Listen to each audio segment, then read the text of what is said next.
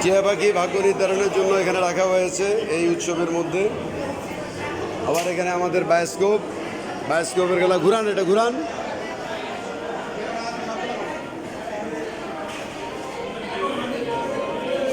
দেখি দেখি, হ্যাঁ।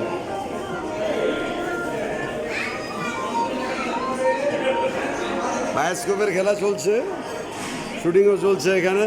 হ্যাঁ, এইম করেন, দেখি কতটুকু এইম আছে। হ্যাঁ,